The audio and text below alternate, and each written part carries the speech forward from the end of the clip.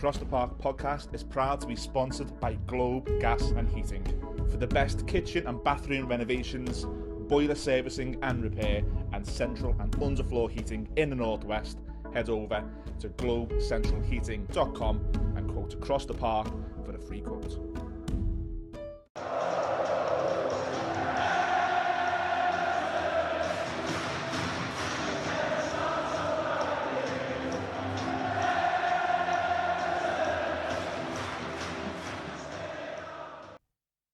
Hello everyone, welcome back to the Across the Park podcast, and this is more like it. It's Monday, we're in the Pod Cafe studios and Everton have just won. Brilliant, can't ask for more, can you? So yeah, thanks again for tuning in. I'm joined by Colin Flood this week. Millsy sends his apologies. He is going to be away from the podcast for the next week or so.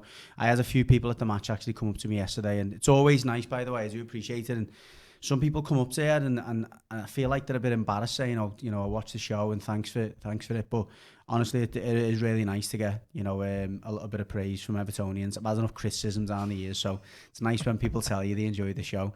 So if you are one of those and you do see me, just let on.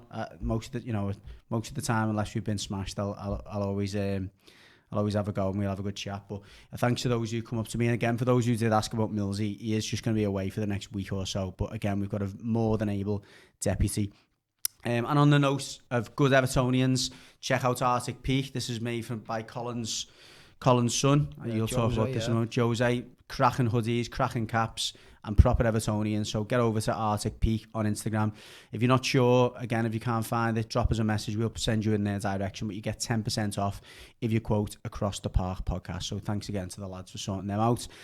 And again, on last one on top Evertonians, Globe Heating and Gas, our long-term sponsors. Lee's a massive Evertonian. He has a good night yesterday after the game. So again, thanks for their support. So Colin, we got the victory. We were just talking off air. It was, I had to laugh at Ashley Young's interaction since the dubious decisions, or not dubious decisions, the debatable decisions that were made. He put a post on Twitter, or I don't know if it was Twitter or Instagram. Someone sent me a screenshot, and it was a bit of old school music this morning. It was Justin Timberlake, Cry Me a River. Yeah. So he's making light of the fact that obviously Forest are having a right sulk about this. And just before we go into the game, what do you make of all that?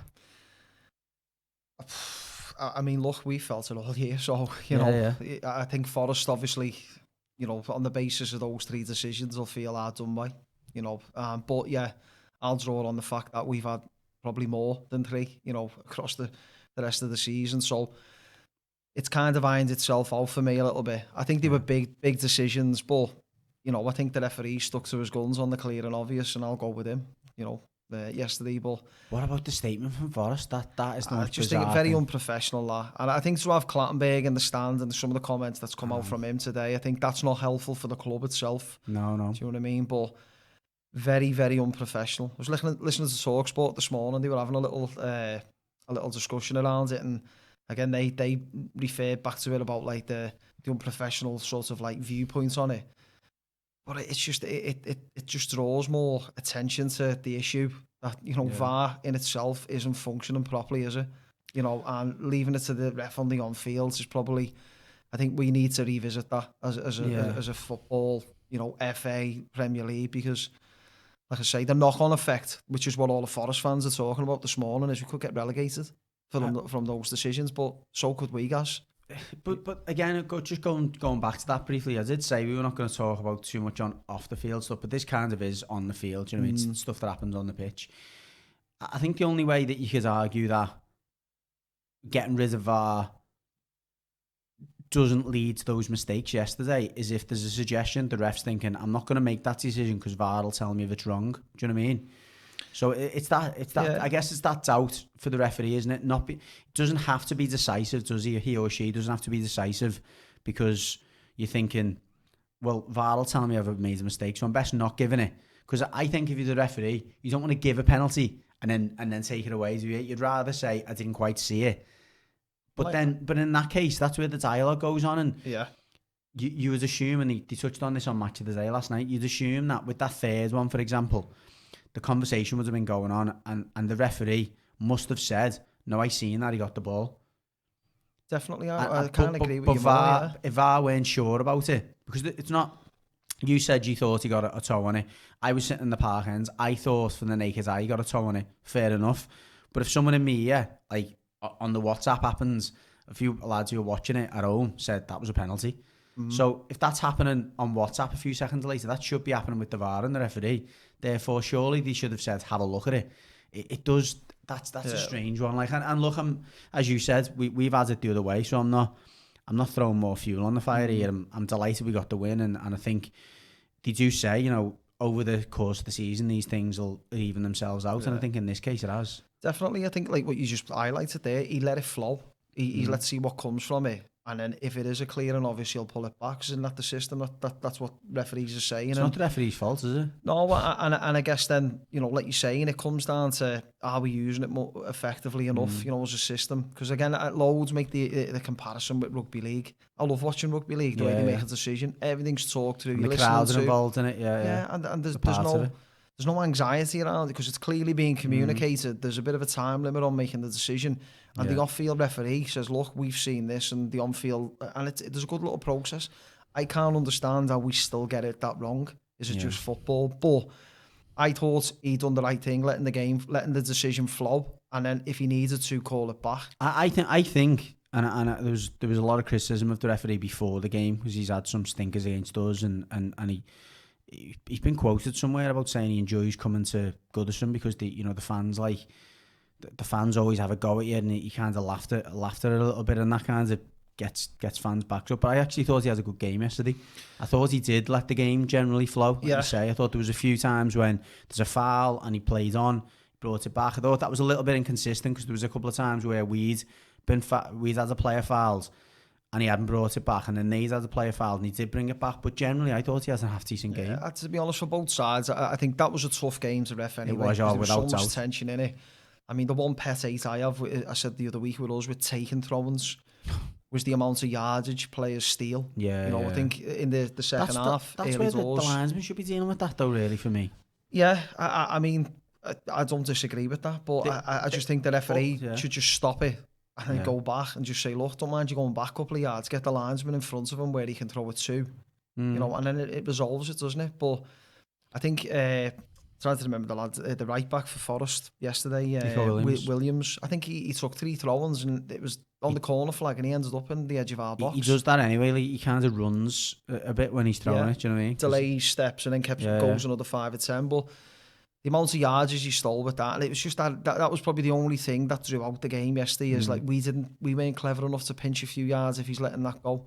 But that's just inconsistency. I thought it was a tough game to ref overall. Yeah, definitely. And I think some of the decisions he got were probably more balanced than what we've probably had in the past. Yeah. Because he was a bit more, I don't know, probably a bit more fair in like letting things go with certain situations in the game, and he tried to make it flow. But you know, I don't envy the task of a referee, man. No. You know, refereeing in games like that, guys. But I think, like you're saying before, it was a bit of a balanced performance for me in decision making. Yeah, well, in terms of decision making and balanced performance, what did you make of the performance itself? Probably we got what we expected from an Everton team at the minute. You know, weren't pretty. Yeah. Scoring 2 goals from outside the box. Can't remember the last time I said, you know, I could draw to that. Shooting, because how many times you'll shoot, do you know what I mean? Like, the amount of times that we're tentative in and around the area. And actually in the first half, up to that point, it was the same. We're getting in there and in and around the area, and you're like, you know, you've got players there. Harrison, McNeil, obviously we end up seeing. Gomez, all players who are capable of striking a clean ball. I mean, we'll come on to the set pieces in a minute because Gomez has the mayor on them, but again, it was great to see, from my point of view, that we did take a few pot shots and for a change. Definitely. I mean, Garnagay, we've probably been waiting since he come. Hadn't he, to finish one of them? You know, and that's probably one. I was standing ready to catch it. Yeah. Every single time he blazes it into the stand. But I think, you know, we got a bit of luck with it because I do feel the keeper should have done better. You know, he had a long time to see that, didn't he? His footwork, that for me, just if he takes a few steps before diving, he cleanly takes it, doesn't he? Thankfully he didn't, you know, and he got the goal. But I think, you know, from us, it was just a bit of a scruffy performance overall, you know, but again, you know, even with the added time at the end, it was still a bit edgy for me, the game. I think we saw the game out from about like 80 minutes onwards. The injuries probably helped a little bit to slow the tempo of the game for Forest, but It's not nice to watch, is it? It's not, No, not, it's not. nice on the eye, but I'll take, if you offered me 2-0 before it, I would have snapped your hands off. 1-0 was the one I was looking at. If you offered me being 2-0 up at any point, you know, with this team, I'd took it. I don't know, a few people have said this to me, like the anxiety. I didn't feel as much yesterday, and I don't know why. I actually thought Forest were awful. Awful. I was expecting a lot from them. You look at that front five they've got, and you're thinking there's some serious talent there. I mean, even Chris Wood's a handful. I thought he was poor yesterday. I thought that both Brandtwaite and Tarkowski got the better of him on a number of occasions. I thought he let us off the hook, especially in the wide areas. He kept checking back, and I was quite happy with that. Don't run them, I was concerned in the first 5 minutes or so when I think they got down the left through McNeil and Michalenko, and he broke into the box. I thought, here's the game plan. And when Alanga come on, I thought, they're going to exploit us in the wide areas, but they didn't. And for me, they looked like a very mid-table team, happy to keep possession in the middle. But like you're thinking, you're in a worse predicament. There was a lack of it. I thought there was a lack of, I wouldn't say urgency. It was just a lack of, I don't think I think they were very poor defensively, and I think I touched on it before. I thought we let them off the hook early on with some poor deliveries from set plays. Definitely, yeah. I mean, the opposition podcast that I'd done last week, their guy was saying on Forest Fan TV was saying they're so bad at defending set plays, and you can see why. That Murillo's just doesn't look like a footy player. It's like a rugby player. It's stocky. We can't get off the floor. We were happy to leave them with possession, and try and they had an old midfielder dropping in, but that meant one midfielder out, so it made it easier for us to block it off. You know what I mean? In with the mid block, but even when we pinched it in my areas, the quality of the decision making from us. I think it was like you're saying, there was Gomez. I think there was one where Calvert-Lewin McNeil a few times. To be honest. It's a confidence thing for me, and I wanted to see a little bit more confidence come out of them in them areas at 2-0. I thought we seen a little bit of it when we scored, because I thought we looked very edgy. First 5 minutes, I mean, I admittedly missed the first 5 minutes, but I come in and Marty, who was there, who was sit by, was like, "Whoa, they look really nervous here." And then we picked up a little bit. I thought there was a lot more. It looked to me like there was a deliberate message for the manager: play faster, 1-2 touch. There was a lot of that, but then that led to, I think, a few times when we were getting the ball and that final pass was rushed. And it's fine 1-2 touch, but you know yourself, when you get into that final third, it's then the time to go pick your head up, pick the pass. But it was like we tried to carry on with that pinball, and it was just a bit like, just take that care with the final pass. But that's why we are where we are. True, and I guess that's the same for Forest, isn't it? They are where they are because they either can't see games out or they're not effective in the right areas. But look, I think for me, I think we were talking about games and predictions and points, and we both said, do not lose that game. Yeah. It's got to be a point. We've got to at least get a point, and to come away from it 2-0. I was a little bit anxious myself towards the end because you just don't know. One wrong decision, one big save not gone right, like Pickford's save. It's a goal, innit? And I guess yesterday we got lucky a little bit, but I think when you're looking at the averages, would you have a little bit of luck? Oh, without doubt. And I think you look at like the fact that they've been denied penalties, they've missed a chance through Woods in the first half. So he missed it. Pickford's made a great save. Gibbs White's missed a gilt-edged chance at the park end, but again, you go back to it, we've had games where we've had XG of 3 or 4 or something and we've only scored 1, or we've had XG of 2 and haven't scored any. So I think Forest XG may have been similar to ours yesterday, but as you say, we took our chances. Do you know one thing on Dice yesterday, which he surprised me? He got a substitution right for me. Yeah, I agree. Yeah. I think the timing as well. I agree. He spotted it. We were under a bit of pressure. It's the first time I can actually remember that I weren't saying make a change, and it was like, well, he's made the change. Yeah, and to be fair, a bit of a funny one. We picked up. He was in his training kit yesterday. Which was like, it was something different, wasn't it? Do you know what? I didn't know. I did notice it, but I didn't notice it. I picked up on it, but I kind of didn't think anything of it. But then they literally, after the game, Tarkowski was talking about when he laughing his head off, going, when he come in the changing room, he said, I looked at Dwight and went, what's the gaffer doing? Is he going to get changed or something later? I don't know. And I listened to Dyche's comments. I don't know if it was a little bit of a back down to earth type thing. Almost, because he said, look, as well as the players, he said, look, I held my hands up. It wasn't good enough. Players held their hands up. I don't know if it was like, look, I'm going to put the track, get dirty with the rest of them, and I'm going to be in my tracksuit and show that. I don't know. Maybe I'm thinking too much of that, but I think maybe there was a suggestion that, look, I'm not too big to be rolling my sleeves up as well. Oh, and listen, again, I remember Moyes when he first come. He was on the pitch, wasn't he, watching the lads warm up, and you love that, don't you? Because he wants to be part of it, he wants to feel it himself, and just looked a bit different. And hopefully it sticks, and we keep picking up a few more points. Yeah, he can put his boots on Wednesday if he wants. Yeah, he might need to, yeah. Yeah. But no, I thought, give him his credit. He's seen something in the game, and he's made changes early in the game. And I think he needed that because Gomez was dying. His legs he just seemed to fatigue at the wrong time.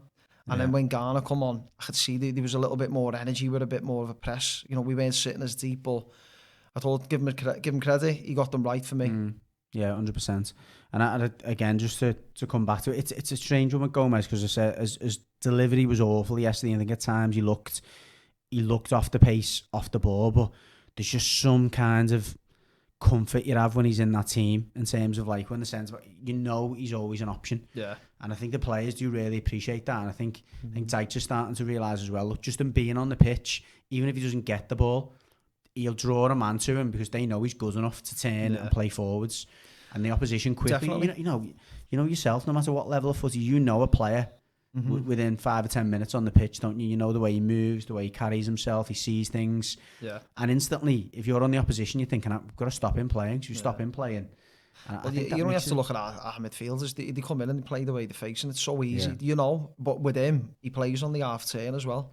So when he gives you something else to think about, and then their shape had to change a little bit. Yeah. When he decided to go forward, which again it was weird. Beto comes on and he goes off, and I'm thinking, poor Beto can't poor Beto can't get in with can't get someone who can pass the ball. Yeah, that and slide him through. But obviously, I'm sure you'll mention about Beto and what that really means for him for the next couple of games. But I don't think he can play. Yeah, the concussion. I mean, it doesn't get more concussed than that. I mean, it was right. It was right at the park and right bang in front of me where I sit, and I felt sick, and the players did, and it was horrible. It was a horrible smash on the head, and he went down like a sack of spuds. Like literally didn't even. Obviously, when you fall, you're putting your arm out, he just went bang, and it was horrible to see. I mean, obviously, he seems like he's okay. He had a little weekend at Bernie's arm come up when he was coming off the pitch. Yeah, seeing that the kids were shouting that he's all right, he's all right. And I was like, but give him a few days. I know he's gonna have a sore head, but I don't think he can be involved in either of those games. To be honest, I think it's 7 days, isn't it? 7 days, yeah. But look, you know what? It just opens the door for someone else. Schmitty. Well, do you know what? Again, and maybe I'm clutching here because I got a bit of stick for mentioning that. I thought he's done okay. I think it was when he come on at Newcastle and everyone said he done this and he done that. He gave the ball away this many times. Something about him, he's just a bit different. And I thought he looked assured when he come on. Some decent touches. He pulled one up the sky. Was as good a touch as you're going to see from anyone. And look, he's very raw. I get that, but there's a different rawness about him. He's got a bit of quality there. But the thing is, we haven't seen him, so it's difficult to judge him, isn't it? No, and going into an environment that he's had to try and get minutes in games where it's either lost or he's coming on sub as maybe more of an impact. You're trying to get him to do defensive work. He's an attacking player. Yeah. For me, it's a bit. I think it's a bit. I don't think it's right to judge him. The way maybe some people have, because he hasn't had the same game time as a Calvert-Lewin or a Beto, to see what we can get out of him, and maybe the system he's playing at the minute just doesn't suit his style of play. But we're going to see that because there's a good chance he's going to play Wednesday, or he's going to have some impact on Wednesday, and I wouldn't mind seeing him and Louis Warrington being involved on Wednesday, to be totally honest with you. Yeah, I mean, I can't see Warrington being involved, given again, there's been some games the last few weeks where you're thinking if he doesn't get minutes here, he's got no chance. We'll touch on a few more players that I think yesterday maybe played themselves into the game on Wednesday, or played themselves out of the game as well by the lack of involvement. But before we do, just a brief word from our other sponsors, Tick Property Group.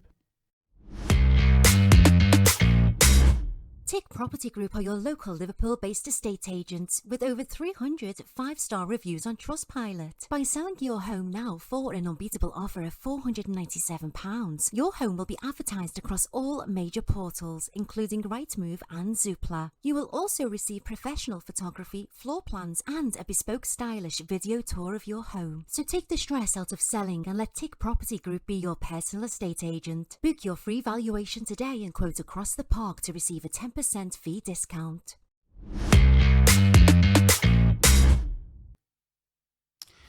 Thanks a lot to the guys at Tick, and again we've had loads of messages from our followers, from our subscribers saying they've used them, and again they've had a lot of joy from it. So please check them out if you're looking to sell your property in the coming weeks or months. I just said, Colin, I was going to touch on a few of the players who maybe played themselves into contention on Wednesday, or players that we might be able to rule out that derby just based on yesterday. One of the players who was noticeable in his absence was Onana completely. You know, he didn't play any part in the game.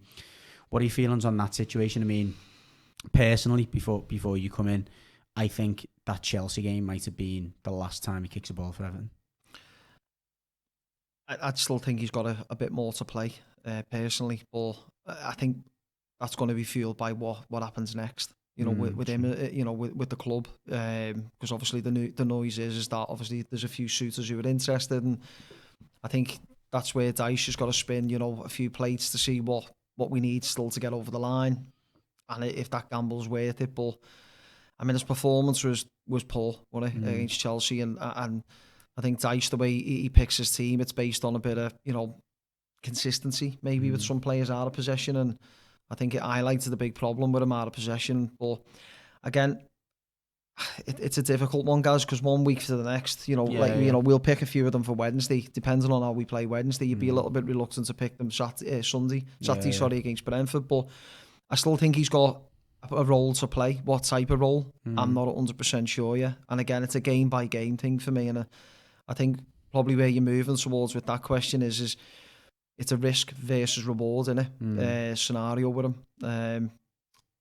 The risk being injury. Again, the risk being injury and being the fact that he's one of our most sellable assets. And for me, and this is just my personal opinion, he's one of the most sellable assets who I don't think has had has an impact on the team that justifies, you know, going out of your way to keep him and putting ourselves in that position financially where we're maybe struggling again. I don't know. I think at times, and I'm not saying he's a bad player, by the way, and I think he's a serious talent, but I just think at times that there's players where, and we don't do this enough, we bring them in. Obviously, clearly he's got a lot of ability. I think a lot of other teams have seen that future ability and the potential.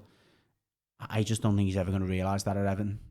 I don't personally. Under this manager now, I guess the other question which you were alluding to there, is Dyche going to be in charge next season? If he isn't, then the new manager, whoever that is, should have the chance to run the rule over it, because it's not worse than selling a player like him and then the new manager comes in, he's looking for a player like him. It is a...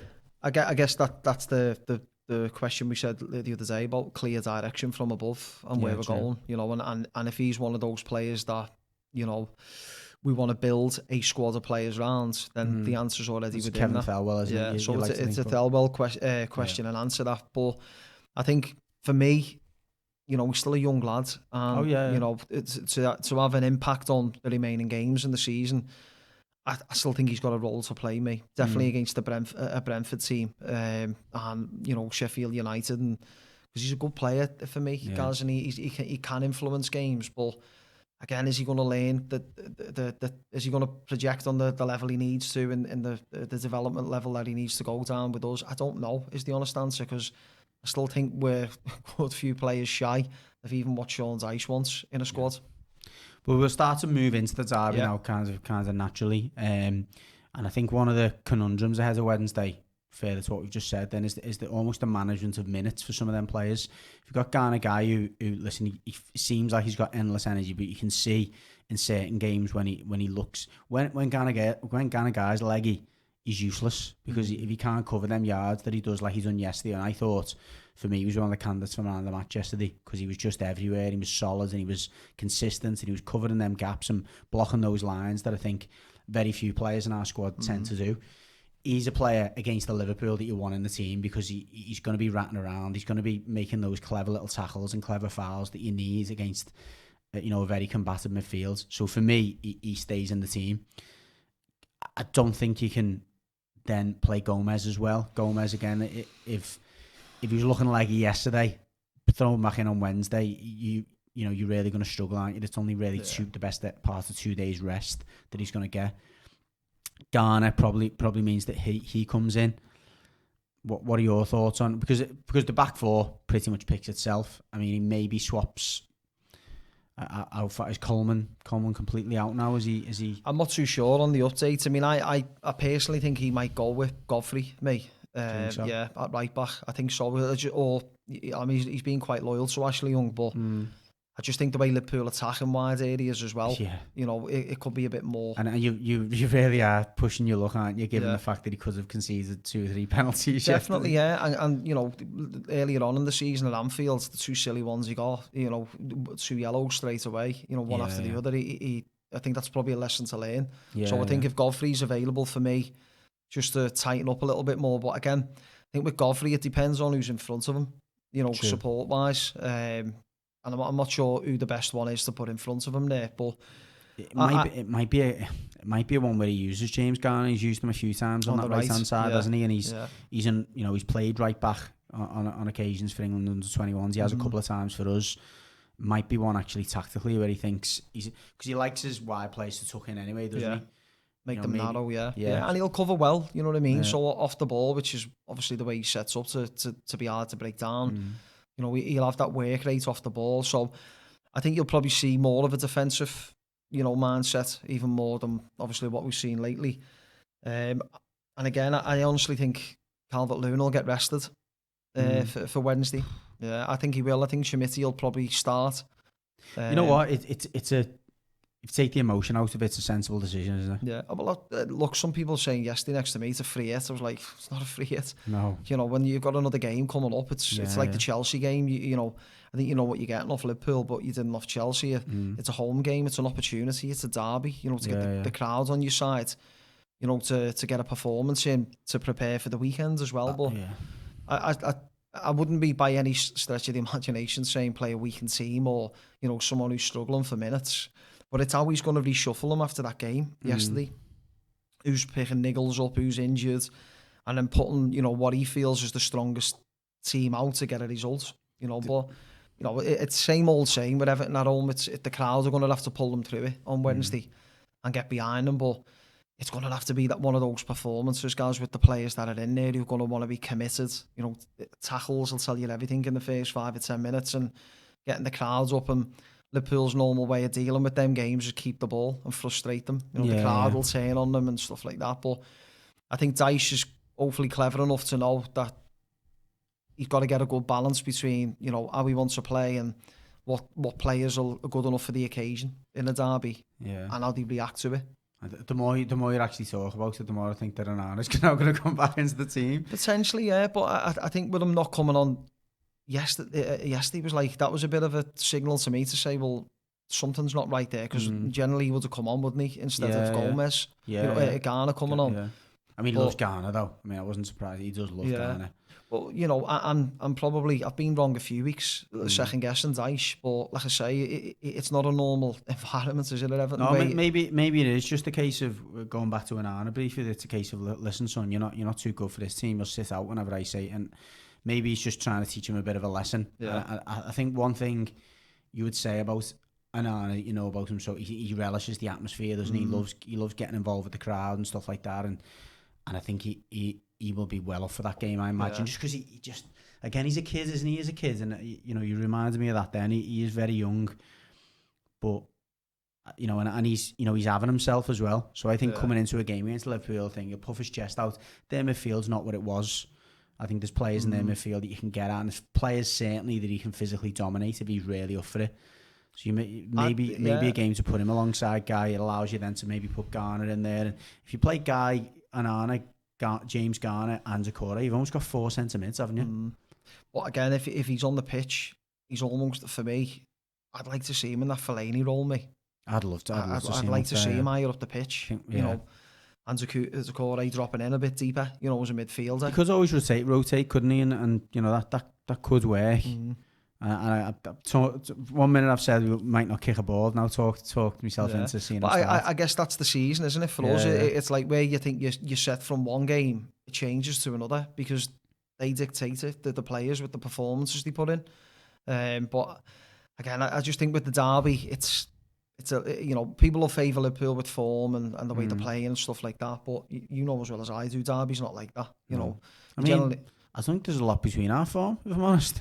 No, not necessarily. You No, I mean, include they've had a European few games. European game Yeah. losses, haven't they? But like I say, I mean, we just got to use the advantage of a quick start, I think. You know, and getting on the front foot and getting the crowd behind them. You know, again, first tackle, Yeah. you know, things got to go our way, but not ridiculous, because I think the way referees have reffed our games, derbies at home in the past, it's, you know, I think the yellow cards have always been dished out early to Everton players, you know, and I think that's probably something That's that, wouldn't it? massively, yeah, because I don't know where we are with cards at the moment for suspensions. Not just that, and it's just the stuff. fact that, as you know yourself, a few early yellow cards and the players who you're wanting to kind of keep putting the foot in and keep being aggressive, I've got to think, well, could get a second yellow here and it's over for me.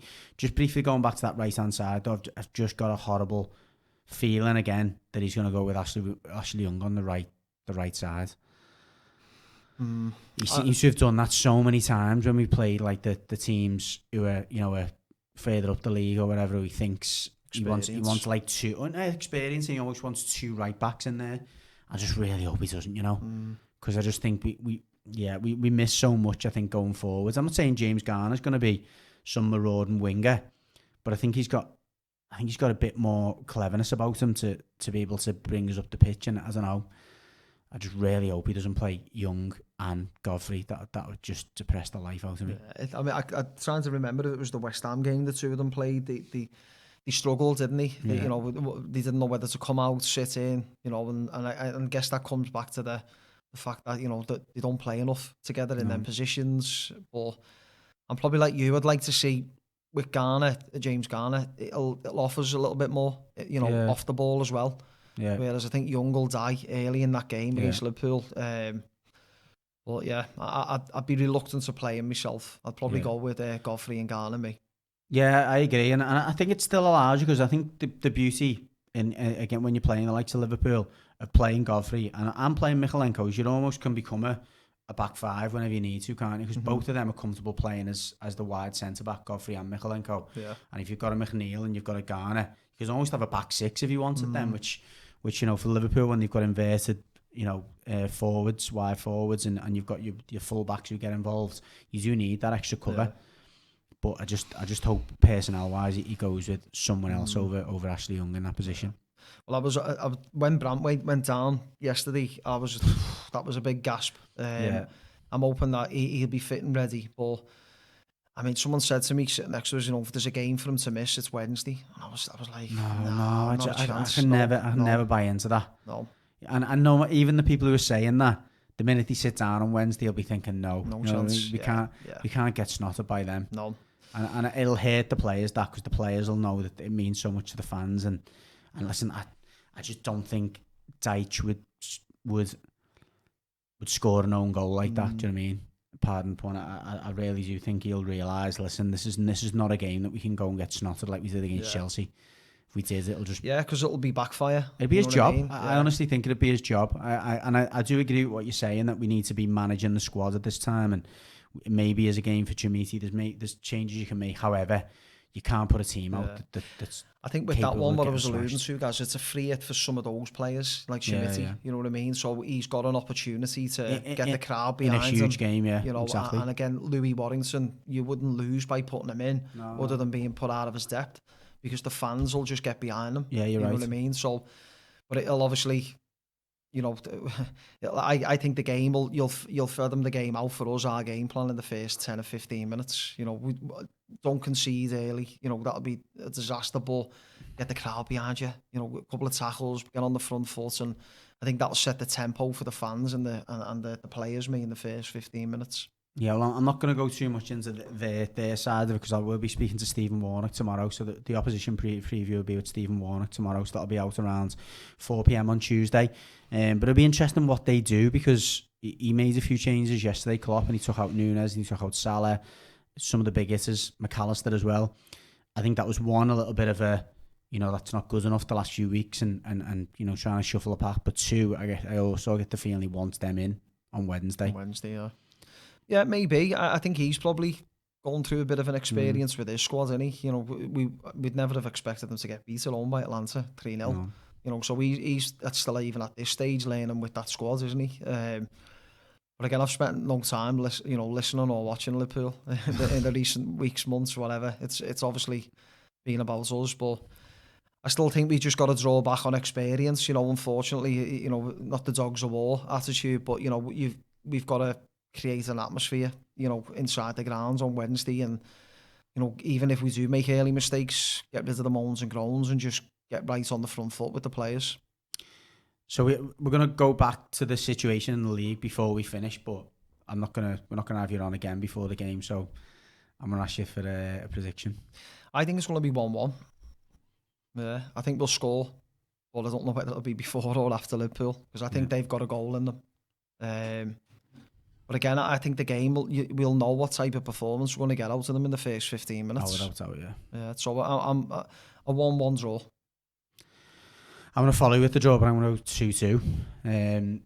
Again, just briefly back to the point you made then in terms of that we'll know what type of game it's going to be. One thing I did notice yesterday, and I'm not going all the way back to the Forest game, but I felt as though we had a bit more authority than we have in recent home games, and I don't know if that was a deliberate thing from Dyche to kind of, he keeps talking about changing the script and changing the narrative or whatever, but most home games this season I feel like we've just been happy to concede possession, allow them to have the ball. I thought we had a bit more of the ball yesterday, and again, don't know if it's the Gomez impact again, but I just like to see us try and control the game a bit more on Wednesday. I think if we just allow them to have the ball and try and sit back, all we're doing, I think, is delaying the inevitable. I think they've got so much depth in there and so many players like the likes of Harvey Elliott and Curtis Jones who can just come off the bench and pull something out of nowhere.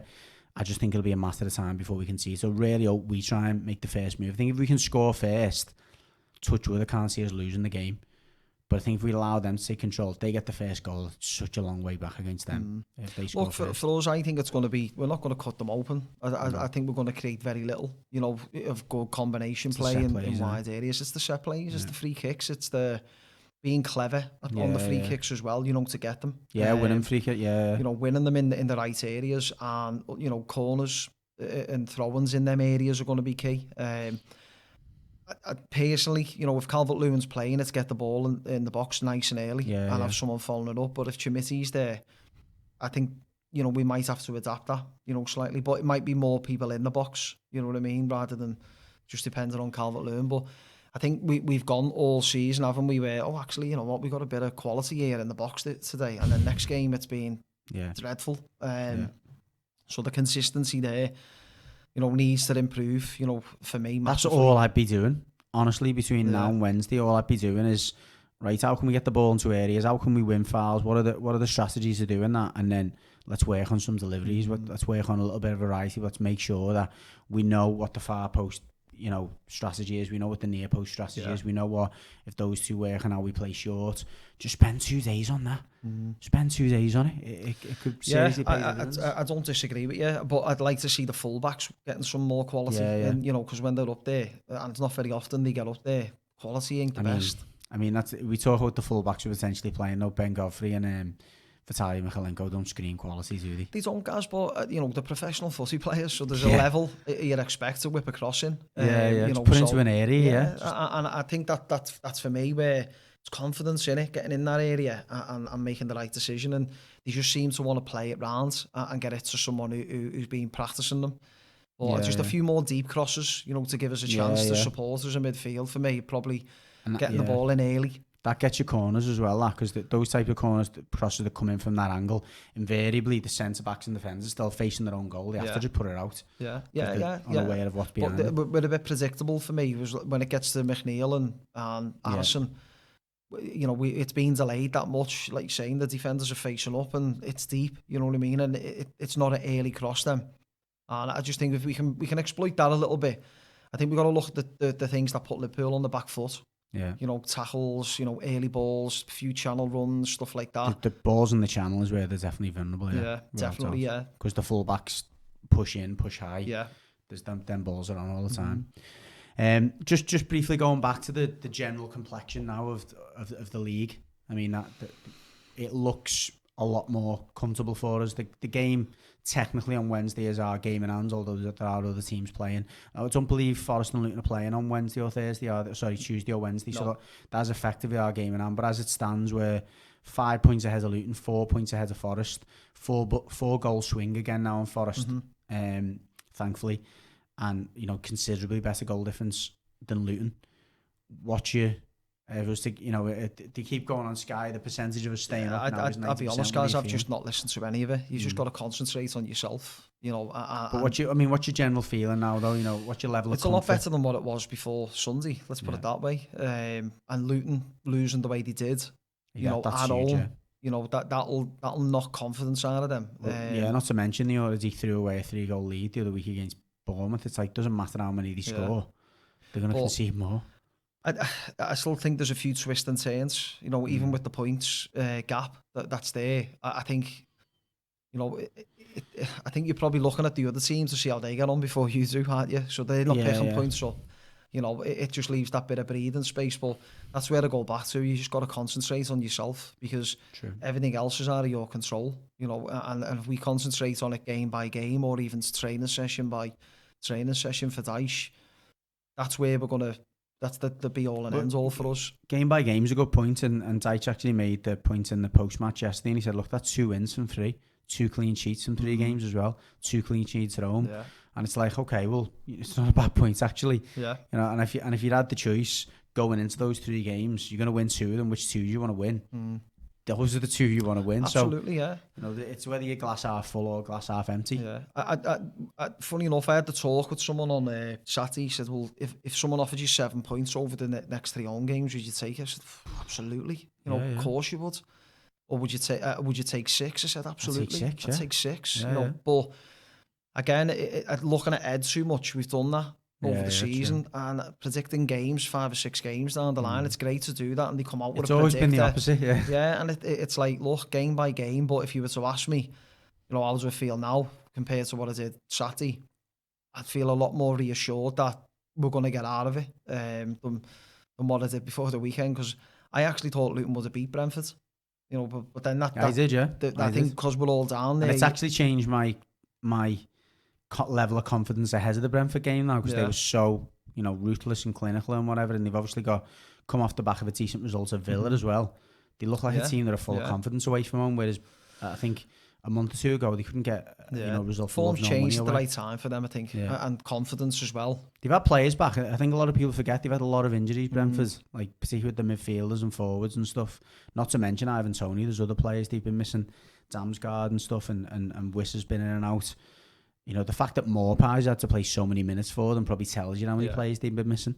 Well, I'm glad he's playing minutes for them, and those, because that was a disaster with us. But no, I'm feeling fairly more comfortable with it. I wouldn't say confident, but more comfortable with it. But again, it go back to the game by game. If we had the chance to beat Liverpool Wednesday, you're even more like, look, the confidence they're going to go into on Saturday against Brentford. It'd be like, look, if we could get a result against Liverpool and then Brentford. Listen, if we beat Liverpool, it's done. Yeah. I think it's done if we beat Liverpool. I'm not saying if we don't get another point after that. I just think it's done because the level of confidence that'll give the players. You'd be shocked if they didn't get at least another one victory after that.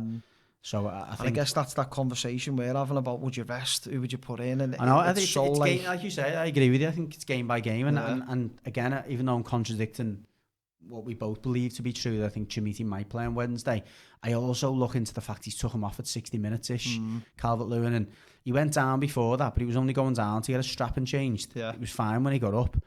I don't know if he's just thought, I think we can get over the line here. Let's take him off. Yeah. And again, like you say, I think the timing of the subs yesterday, I think they were spot on. One final, I've lost my train of thought here because I've gone off on the Dominic Calvert-Lewin thing. I wanted to ask you one more thing in relation to the league, but I think it's gone now. Yeah, it's gone. I'll probably remember it as soon as we finish. But yeah, listen, as I say, we've got an opposition preview at Stephen Warnock tomorrow, so tune into that. That'll be interesting. I want to I'm going to speak to him about the whole Ref Watch thing, the Ref Watch show that he normally has today. So I'm sure he'll have some interesting opinions on what happened yesterday at Goodison, but the focus will be mostly on the derby on Wednesday.